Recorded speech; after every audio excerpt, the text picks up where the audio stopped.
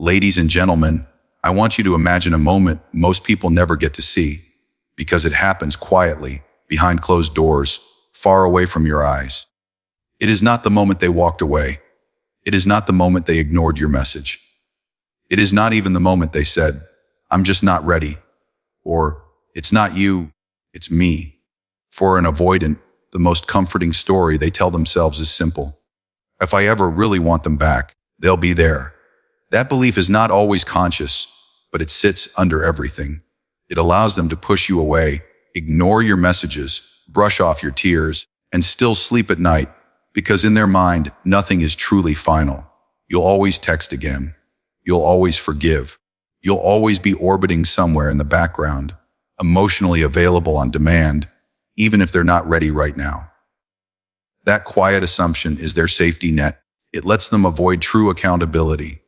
They don't have to fully face the pain they caused or the depth of what you offered, because they secretly believe they could go back and repair things.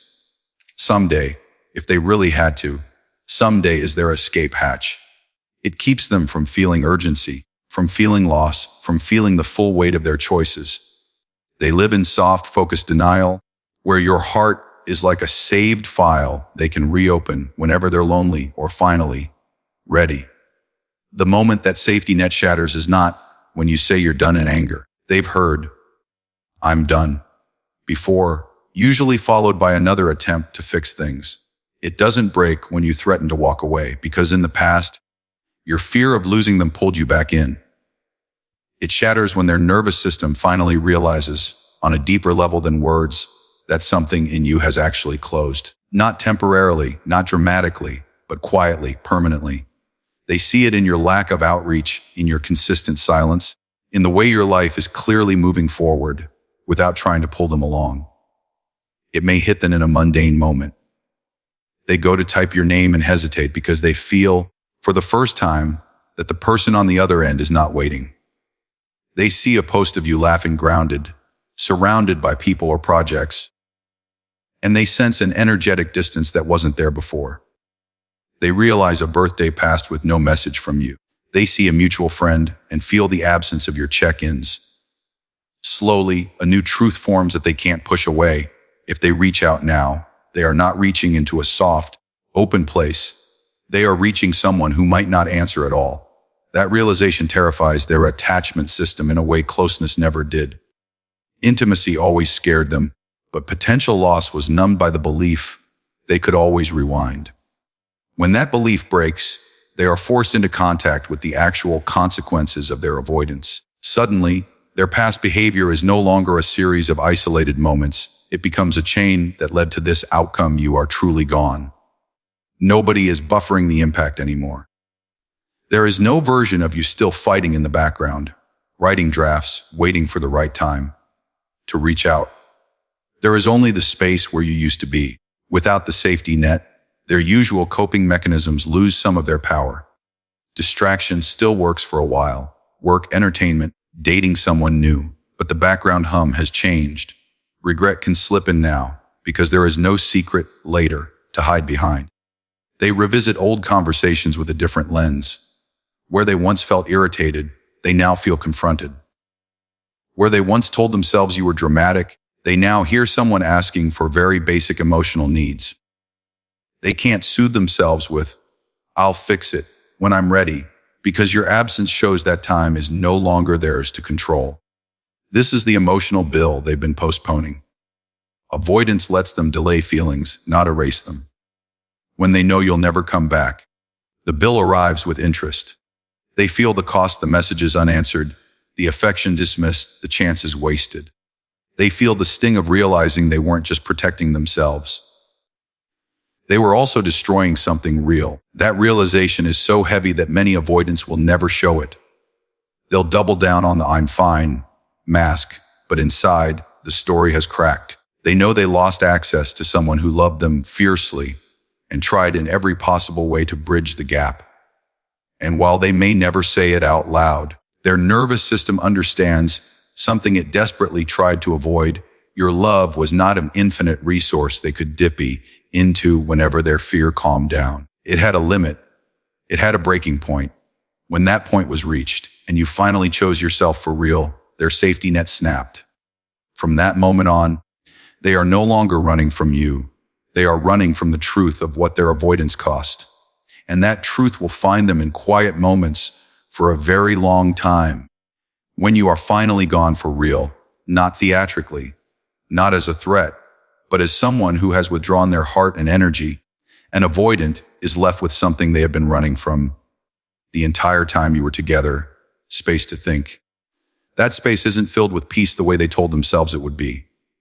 It slowly fills it memories.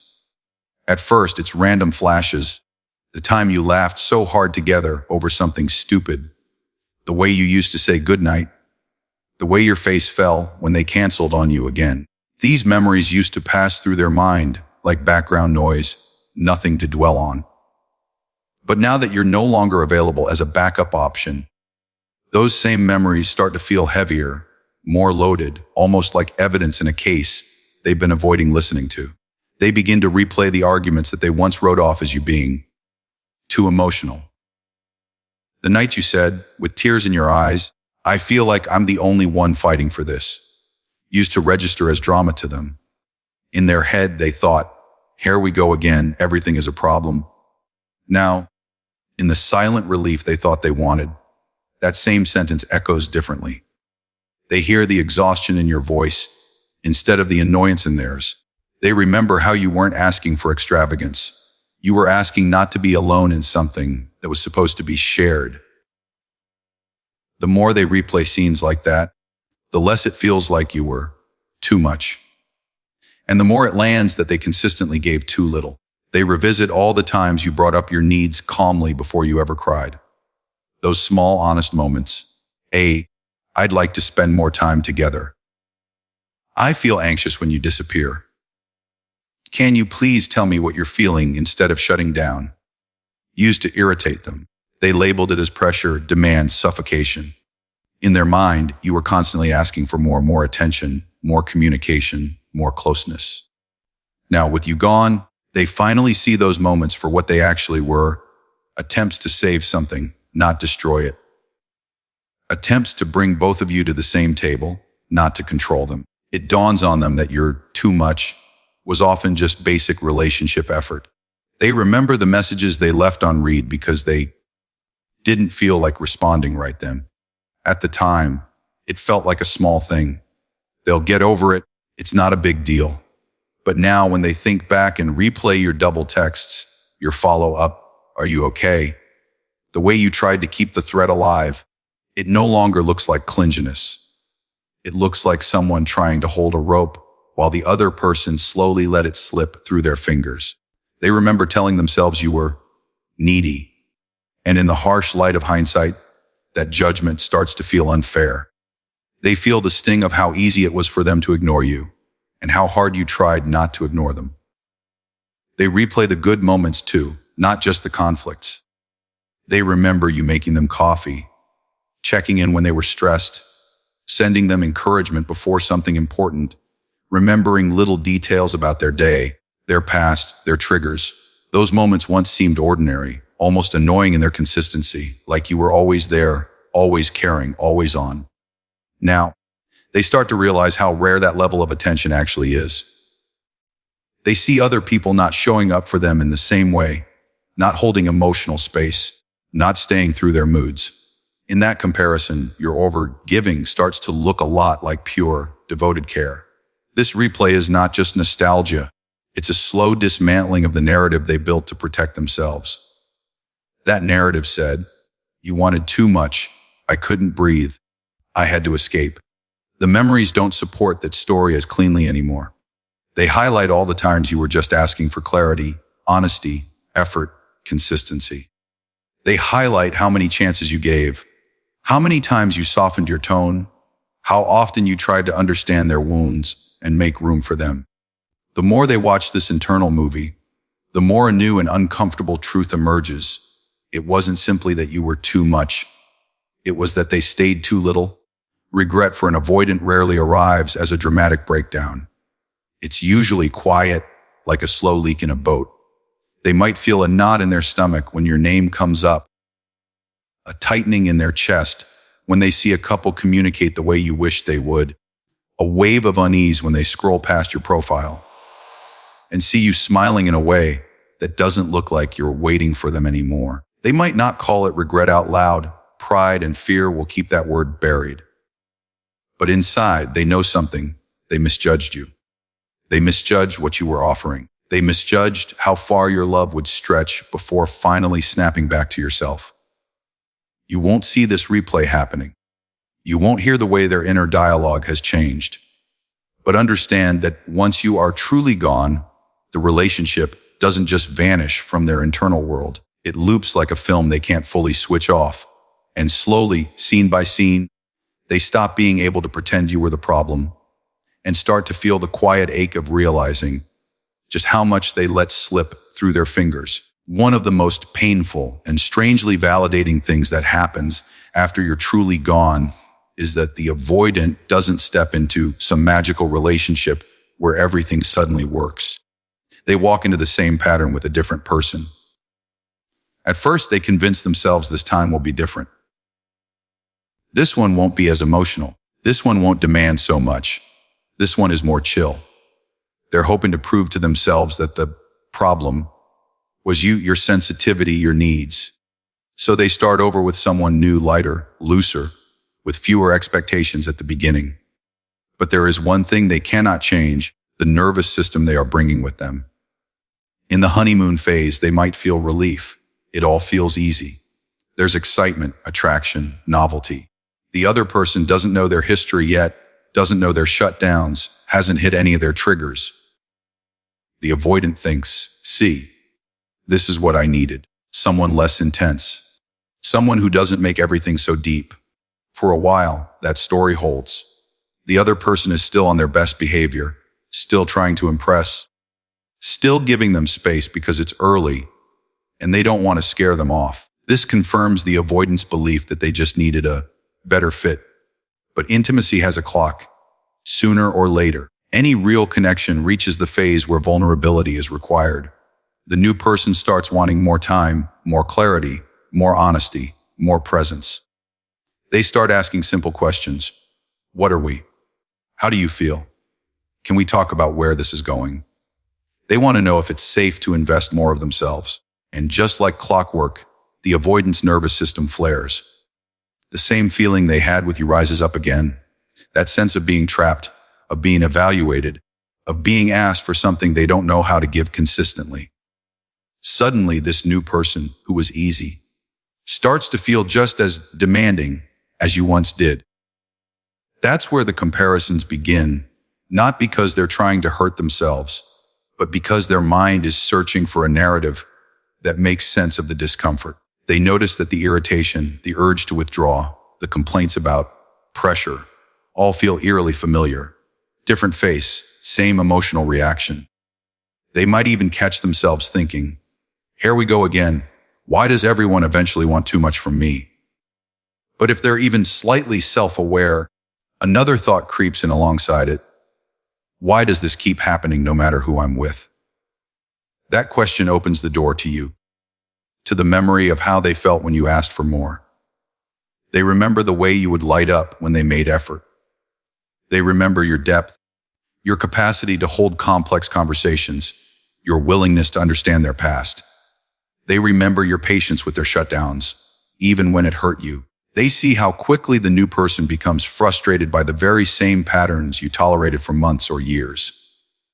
And quietly, maybe for the first time, they start to see the scale of what you carried. The new person might not have your emotional range, your resilience, your loyalty. They get impatient faster.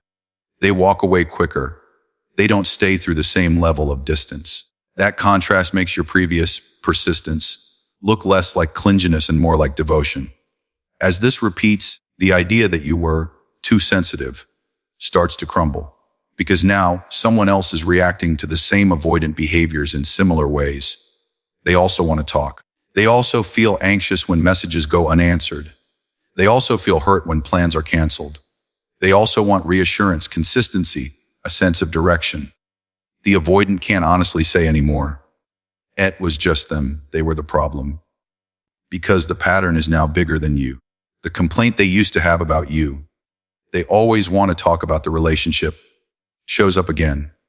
Only this time, it's harder to blame it all on one person's personality. It looks more like a natural response to emotional unavailability. The comparisons aren't just about shortcomings, they're about connection. They start to notice that even when the new person is easier, the emotional bond doesn't feel as deep. The conversations don't go as far.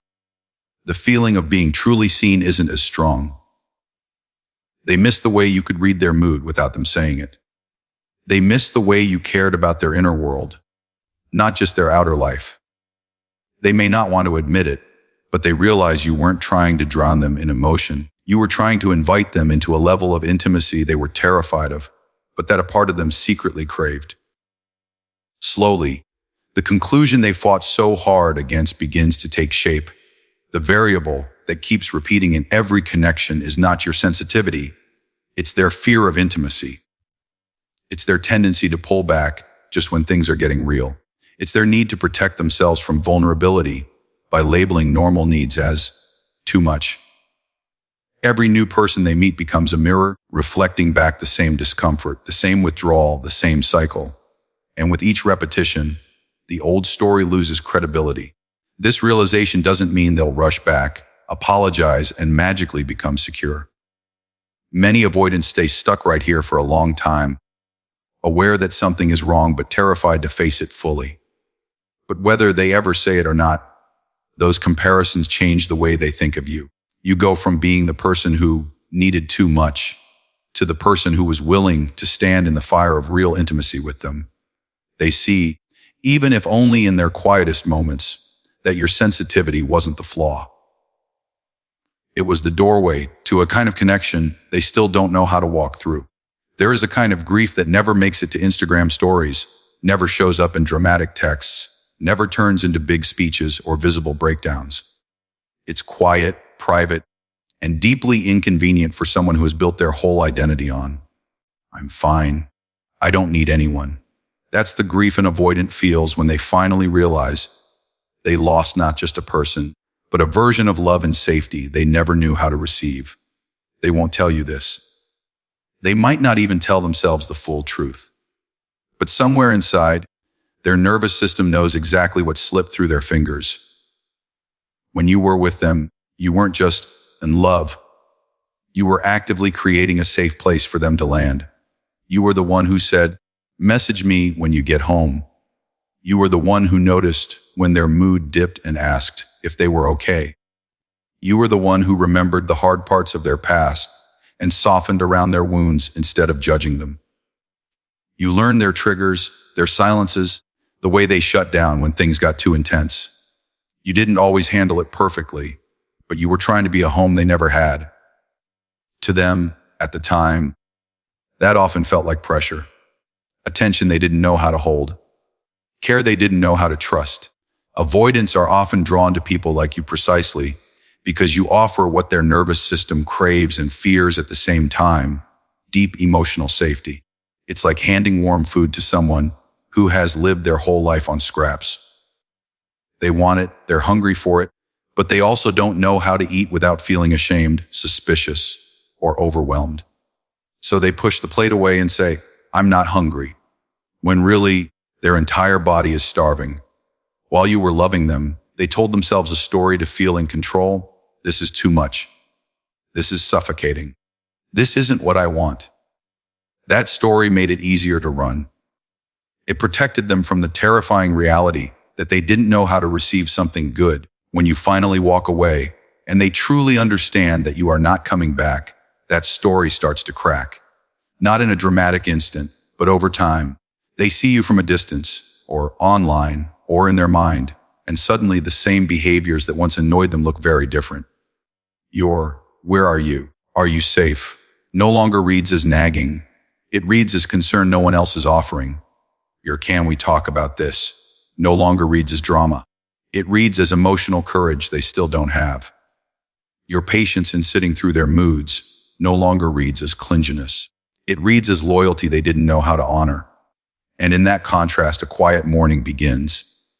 They mourn the way you made room for their messy parts. You saw the insecure, fragile, confused sides of them and didn't bolt. You didn't always approve, but you stayed long after most people would have walked. They mourned the simple intimacy they once took for granted, your head on their shoulder, your random check-ins, your let me know if you need anything. They start to understand that this wasn't just emotional intensity. This was someone actively trying to be a partner. Someone who didn't just want the fun, but was willing to show up in the hard. They didn't know how to stand in that kind of light without feeling exposed, so they stepped out of it. Now, in its absence, that light hurts in a different way as memory. They mourn the path they never took with you, the version of themselves they could have become if they had leaned in instead of shutting down. With you, they had an opportunity most people never get to learn secure love inside a relationship, to slowly practice staying instead of fleeing, to be loved by someone who wasn't perfect, but was genuinely willing. They imagined what it might have been like if they had actually taken that risk, if they had said, I'm scared, but I want to try, instead of hiding behind, I'm just not ready, it's just not me. They picture Sundays that could have been yours, trips that could have been shared, arguments that could have been repaired instead of abandoned. They might not call this mourning, but that's what it is, grief for a future they denied themselves. They also quietly mourn the safety of your forgiveness. You forgave them so many times for the late replies, the broken plans, the hot and cold swings. You didn't just forgive actions, you forgave their fear, their trauma, their history. You humanized them when they dehumanized themselves as cold or unlovable. In doing so, you gave them a kind of emotional credit they didn't earn but used anyway. When you're gone, and other people don't offer that same depth of understanding, your gentle patience becomes painfully visible. They remember how much you tried to understand their side, how often you made excuses for them, how you saw the wounded teenager inside the distant adult. And they miss that level of being seen, even if they couldn't stand in it fully. This mourning doesn't mean they'll rush back in a healthy way. It doesn't mean they'll suddenly become everything you needed. Many avoidants will keep their grief hidden under pride, business, or new relationships. But beneath all of that, there is a quiet sorrow for a love and safety they weren't ready to hold. And here's the important part for you. Their mourning is real, but it is not your responsibility. It is not your job to go back and comfort them through the consequences of the choices they made. The safest place for your heart now is not in their unspoken regret, but in your own growth, in knowing that what you offered was rare and real, and that one day you will give it to someone who isn't just secretly mourning that kind of love, but ready, truly ready, to receive it. There comes a moment, long after the dust has settled, when they finally understand something their ego never allowed them to see at the beginning. Even if they reached out now, they would not be talking to the same person they walked away from. This realization doesn't hit them when you post a quote or say, I've changed. It hits them when they feel in their body that the access they used to have to you has closed, not out of spite, but out of growth. You were once someone who would drop everything when their name lit up your phone. Your heart would race, your hands would shake, your brain would scramble for the right words. You were all in, even when they were half out. You would accept a night's worth of attention in exchange for weeks of confusion. You would take crumbs and call it a feast because your entire self-worth was tangled up in the hope that one day they would finally, fully choose you.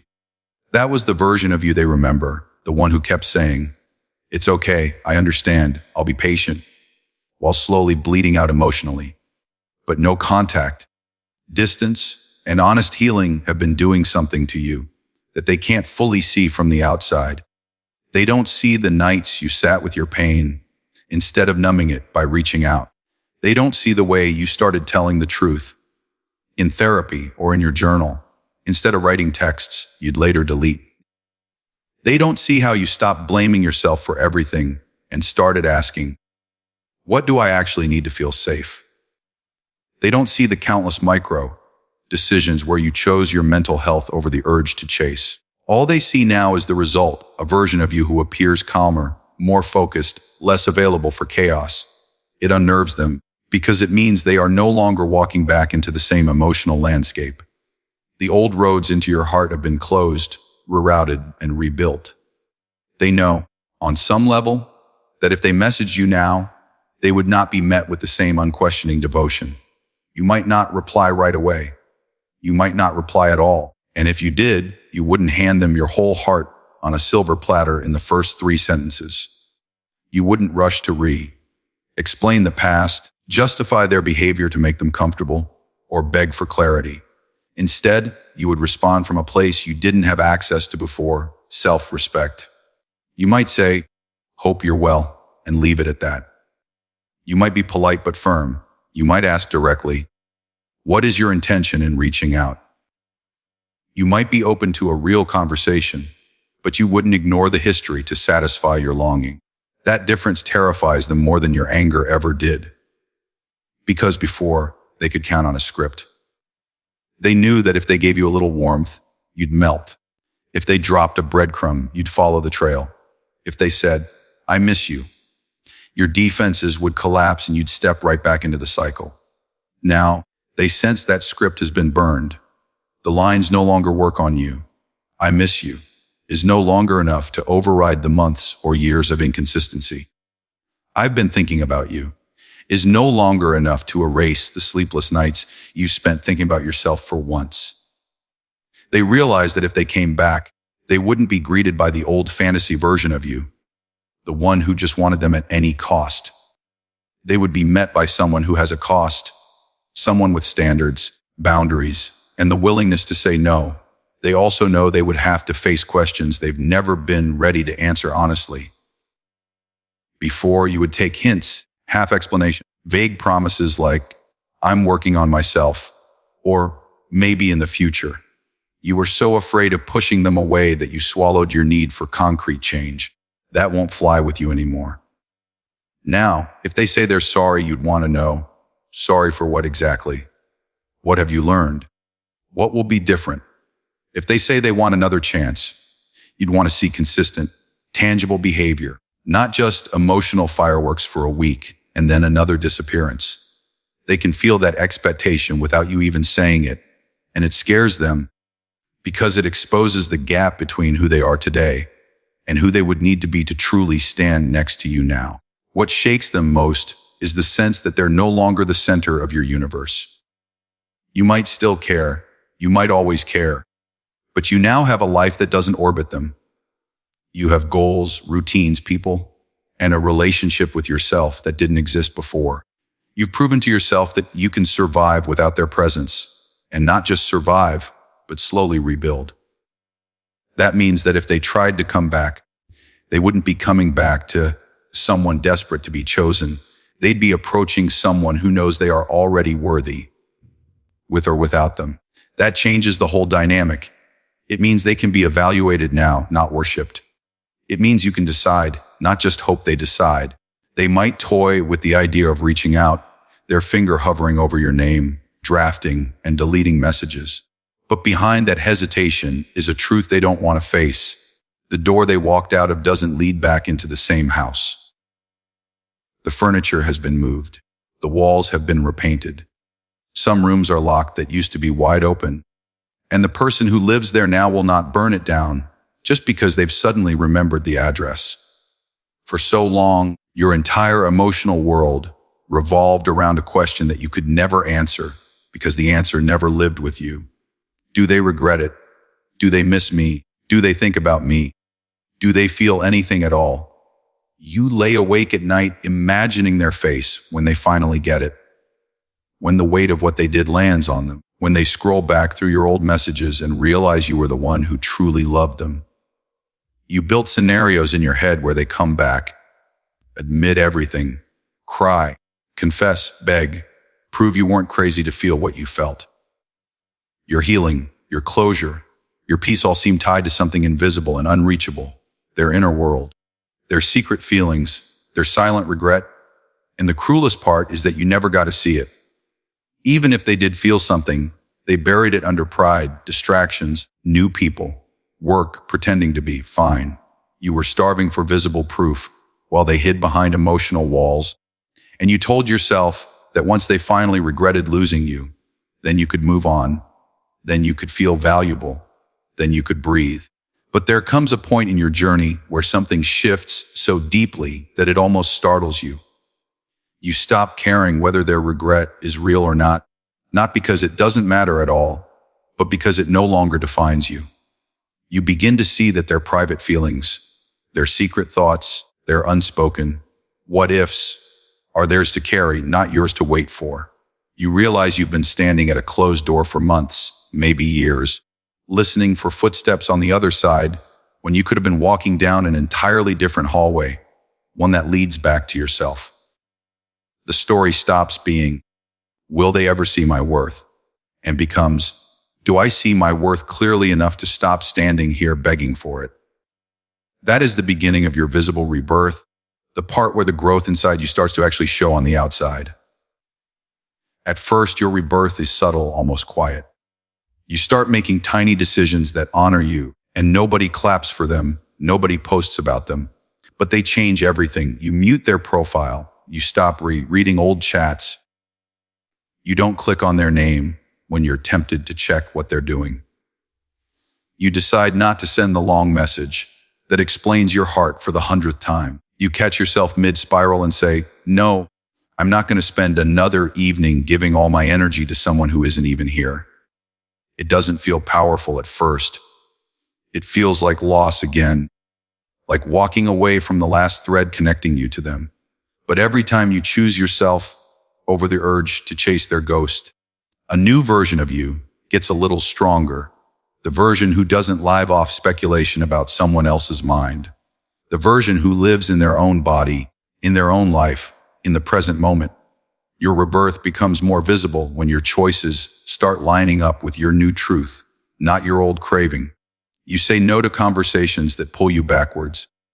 You say yes to plans that have nothing to do with proving you're okay, and everything to do with actually building a life that feels good from the inside. You start to notice that your nervous system is calmer, your sleep is a little better, your thoughts are a little less obsessed. You catch yourself laughing without it being followed by guilt or grief. You meet new people, and for the first time, your first instinct isn't to compare them to the avoidant or to see if they can replace that old story. You're more curious about how you feel around them than about whether they'll stay. That's a sign that the center of gravity has moved. You're no longer orbiting their absence. You're orbiting your own reality. Living for what you openly choose means you stop making decisions based on what would impress them, what would make them jealous, what would make them regret losing me, and start making decisions based on what feels honest, what feels peaceful, what supports the person I am becoming. You're not dressing up your life as a performance for their imaginary audience anymore. You're actually living it. You follow passions you abandoned while you were busy monitoring their emotions. You deepen friendships you neglected while you were chasing a half-present partner. You work on your mental and emotional health, not so that one day they'll see how far you've come, but because you want to be free inside your own skin. You're finally building something that isn't secretly a love letter to them. It's a love letter to you. And your heart, the same heart that once felt like it would collapse without them, starts to feel different too. It becomes less frantic, less desperate, less willing to settle. Safe begins to matter more than intense. Consistent begins to matter more than dramatic. Clear begins to matter more than mysterious. You stop idolizing the roller coaster and start craving the steady ground. You stop romanticizing chapters where you were constantly anxious and start admiring the days where you feel calm. That is your heart coming home to you, no longer standing outside someone else's door begging to be let in. It's you walking through your own front door, locking it gently, and saying, "This is where my heart lives now, with me, and whoever comes into my life from here on out would have to meet me here, not drag me back into the chaos I survived." In the end, whether they secretly regret losing, you will always be a side note, not the headline. The headline is that you stopped living for their silence and started living for your own voice, your own choices, your own safety. Their inner world can stay a mystery, but you are no longer one to yourself. You have seen your breaking, you have seen your healing, and now everyone else can see it too. Not because you're trying to prove anything, but because a reborn life cannot help but shine differently.